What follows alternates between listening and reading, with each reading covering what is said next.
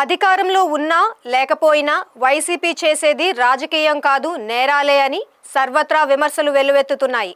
అధికార పార్టీగా ఉన్నప్పుడు తమ నేరాలను పోలీసుల కంటపడినా బహిరంగంగా తప్పించుకున్న వారు ఇప్పుడు మాత్రం ఉక్కిరిబిక్కిరవుతున్న పలు నేరాలు చేస్తూ అదే రాజకీయం అన్నట్లుగా వ్యవహరిస్తున్నారు అని సర్వత్రా నిరసన వ్యక్తమవుతోంది. వారి తీరుతో ఏపీ రాజకీయం కలుషితమవుతుంది. తప్పుడు ప్రచారాలు, ఫేక్ దాడులు, ఫేక్ ఆరోపణలు, మత విద్వేషాలు, కుల రాజకీయాలు అన్నట్లుగా వారి రాజకీయం మారిపోతోందని సర్వత్రా ఆందోళన వ్యక్తమవుతోంది. ఇలాంటి రాజకీయాలతో వారు ఏం సాధించాలనుకుంటున్నారో కానీ రాష్ట్రానికి మాత్రం చేటు చేస్తున్నారు.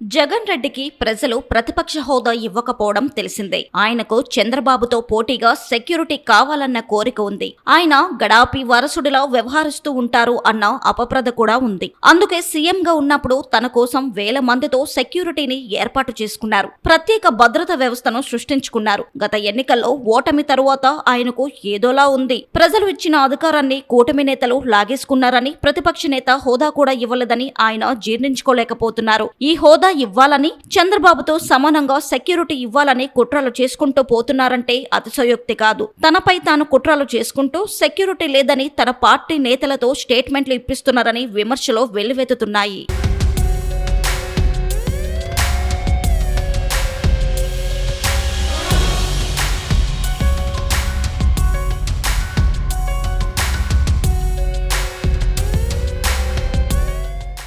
జగన్ రెడ్డి చేసేదంతా డ్రామాల రాజకీయం అనే చెప్పాలి. విశాఖ ఎయిర్పోర్ట్ లో జరిగిన కోడికత్తి దాడి దగ్గర నుంచి గులకరాయి వరకు ఆయన చేసిన రాజకీయం చూస్తే అందరికీ ఒకటే క్లారిటీ వస్తుంది. ఇప్పటికీ దాన్నే ఆయన నమ్ముకుంటున్నారు. ఇటీవల హెలిప్యాడ్ దగ్గరకు జనాలను తరలించి గందరగోళం చేయించుకోవాల్సిన అవసరం ఏంటి? పైగా భద్రత ఇవ్వడంలో వైఫల్యం అంటూ ప్రభుత్వం మీద నింద వేశారు. నేరాలలో నిందితుడిగా ఉన్న జగన్ కు కుట్రలు చేయడం చాలా చిన్న పని అనే చెప్పాలి. అధికారంలో ఉన్నప్పుడు విపక్ష నేతలపై చట్టాన్ని ఇష్టానుసారం ప్రయోగించడం తెలిసిందే. ఇప్పుడు తనపై తాను చేసుకుంటున్నారు. కానీ ఎక్కడికక్కడ ప్రజలకు దొరికిపోవడం ఆయన స్టైల్. నమ్మే గుడ్డిగొర్రెలు ఉన్నాయని ఆయన నమ్మకం.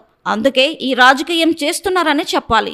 5 సంవత్సరాలు జగన్ సీఎంగా ఉన్న సమయంలో అభివృద్ధి, సంక్షేమం, ఉపాధి పడకేశాయనే చెప్పాలి. మద్యం విధానం పేరుతో దోచుకోవడం, అప్పులు తెచ్చి ప్రజలకు బటన్ నొక్కి సొమ్ములు పంపడమే పాలన అన్నట్లుగా సాగింది. ఇప్పుడు రాజధాని నిర్మాణంతో పాటు పరిశ్రమలు తెచ్చేందుకు ప్రయత్నిస్తున్న కూటమి ప్రభుత్వంపై కుట్రలు చేస్తున్నారు. అమరావతికి నిధులు ఇవ్వకుండా ప్రపంచ బ్యాంకుకు ఎన్ని లేఖలు రాశారో చెప్పాల్సిన పని లేదు. వివిధ స్వచ్ఛంద సంస్థల పేరుతో ఫిర్యాదులు చేశారు. పోలవరం నుంచి ప్రతి పనికి ఎన్నో ఆటంకాలు సృష్టిస్తున్నారు. దీనివల్ల ఎవరికి నష్టం అని కనీస ఆలోచన చేయకపోవడం తీవ్ర దుమారం రేపుతుంది. పెట్టుబడులు పెట్టే ఎన్ఆర్ఐలు కూడా భయపడేలా చేస్తున్నారని ఆరోపణలు వినిపిస్తున్నాయి. ఎన్నికల తరువాత ప్రజలు అభివృద్ధే అజెండాగా అధికార పార్టీతో కలిసి పనిచేద్దామన్న తలంపే ఉండడం లేదు.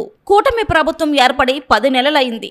సూపర్ 6 అమలు ప్రారంభం కాకున్నా ప్రజల్లో పెద్దగా అసంతృప్తి కూడా కనిపించకపోవడంతో ఎలా అని కంగారు పడుతున్నారో కానీ దేవుడి మీద పడ్డారు. ముందుగా తిరుమల శ్రీవారి మీద తప్పుడు ప్రచారం చేస్తున్నారు. గోశాలలో మరణాలు రాజకీయం చేశారు. అంతకు ముందే రోడ్డు ప్రమాదంలో చనిపోయిన పాస్టర్ ప్రవీణ్ పగడాల వ్యవహారాన్ని హత్య అని రుద్దే ప్రయత్నం చేశారు.